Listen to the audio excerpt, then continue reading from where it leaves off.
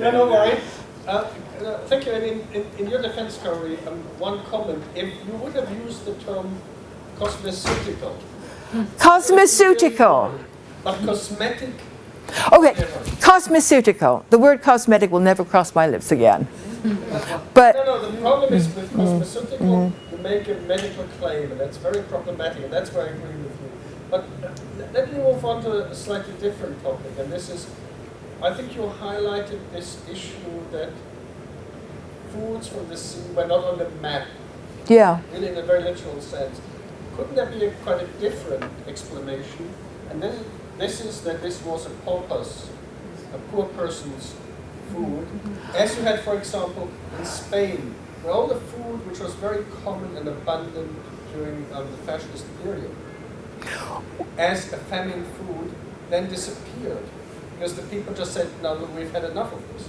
The same, you can say in lots of other European countries about chicory and their usage as a coffee substitute. Yeah. Well, you know what, Mike? I'm not really sure about that because I thought that might be so. But in fact, the references to fish eating in England in the Middle Ages is not that extensive. But what you find is in elite households, references to horses that were specifically for transporting fresh fish inland, and also the fish ponds. You know, the fish from fish ponds were not poor people's food.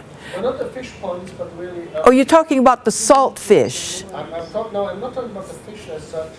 I'm talking about tang and the like, so all the algae which you could potentially use.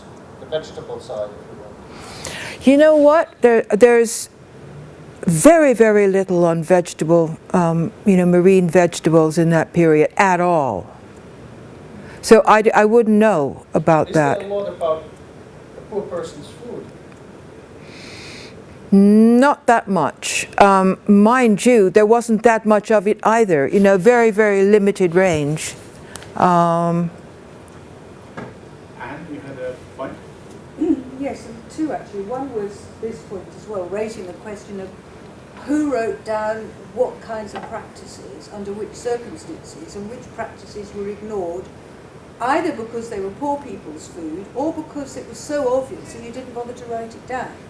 So I think those kinds of questions I think have been raised about the documentary record in England about, and I'm not a historian so I'm a bit nervous about saying this in this context, but about the extent to which vegetable eating was reported. They were there where they were known to be grown, but they're not in the written record very much. So perhaps they were sort of overlooked because they were sort of somehow a lesser food, even though better off people ate them. And I think when you're talking about fish ponds in the medieval period, you surely have to think about all those meat-free days that the church introduced. Yeah. Where that's why the fish ponds were there. But then again, that may be something you don't bother to write about because it's obvious. Now, I don't know, but I'm just saying I think perhaps you need to think about those things. It could be, but this is why, I mean, I tend to backtrack from fish and stick with the seaweed and the shellfish, but yeah. It may be the same kinds of things.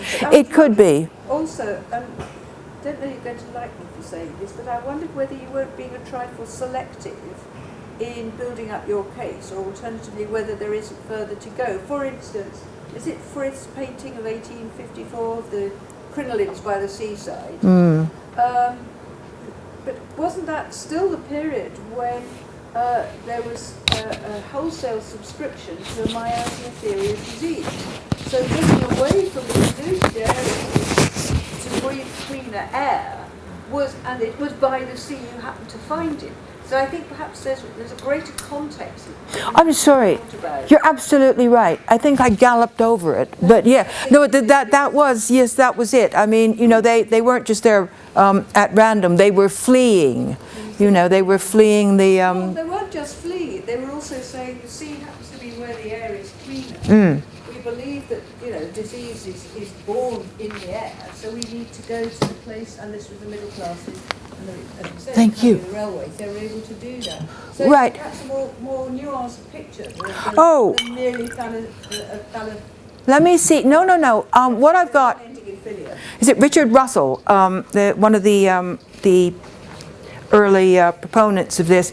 Yeah, the air is clear, but it wasn't the air as air. It was because all of these marine elements, the washing of the seaweed and the fish scales and everything, was in the water and was then precipitated up, and it was the marine air rather than air. So it was, yeah, the ozone.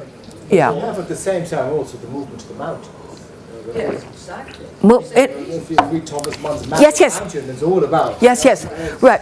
Man of the mountains and man of the sea. Well, the man of the mountains is well documented. The man of the sea is not, is what I'm saying. I mean, it's just that if you look at it, I mean, it's just kind of, relatively speaking, it's a blank.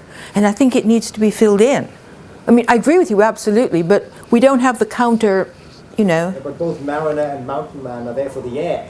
So it's the air that draws them rather than the scenery. Paul Cadet. Maybe it's the sun. Paul's got a point. Yeah.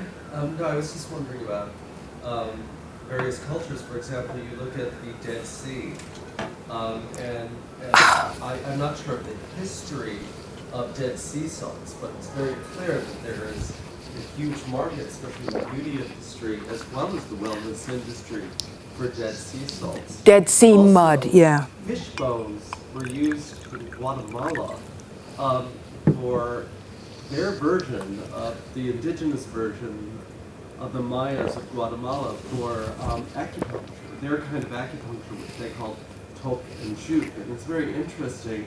Right. They specifically used fish bones to do the needling. So How interesting.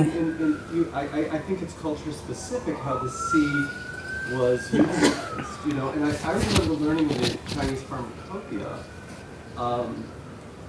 quite a few outside of seaweed and kelp and sea cucumbers and various both animals and plants from the sea.